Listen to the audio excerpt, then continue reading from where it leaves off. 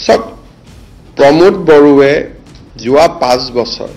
খুব পাৰদৰ্শিতাৰে সৈতে বিটিসি নিৰ্বাচন বিটিসিখন পৰিচালনা কৰিছে আৰু আজি দিনটোতো বিটিসিৰ উৰ্খাগৌৰা ব্ৰহ্ম ইউপিপিএলৰ আমাৰ মন্ত্ৰীসভাৰ সদস্য আৰু আমিও প্ৰমোদ বড়ুৰ মন্ত্ৰীসভাত বিজেপি দল সদস্য হিচাপে আছে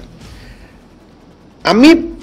বিজেপি দলৰ আগৰ পৰা এটা সিদ্ধান্ত আছে যে বিটিসিৰ ইলেকশন আমি অকলে খেলিম কিন্তু আমি বড়ো জাতি সত্তাৰ যেটো আত্মনিয়ন্ত্ৰণৰ অধিকাৰ তাক আমি সন্মান কৰো সেই কাৰণে আমাৰ যিমান শক্তি হিমান শক্তিমতে আমি প্ৰতিদ্বন্দিতা কৰিম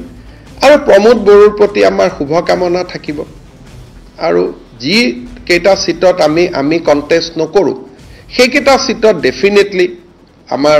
প্ৰমোদ বড়ো জিকিয়া হওক তাক আমি কামনা কৰিম কিন্তু আমি নিৰ্বাচনত অকলে খেলিম এইটোৱে কথা সক প্ৰমোদ বড়ুৱে যোৱা 5 বছৰ খুব পাৰদৰ্শিতাৰে সৈতে বিটিসি নিৰ্বাচন বিটিসিখন পৰিচালনা কৰিছে আৰু আজি দিনটোতো বিটিসিৰ উৰ্খাগৌৰা ব্ৰহ্ম ইউপিপিএলৰ আমাৰ মন্ত্ৰীসভাৰ সদস্য আৰু আমিও প্ৰমোদ বড়োৰ মন্ত্ৰীসভাত বিজেপি দল সদস্য হিচাপে আছে আমি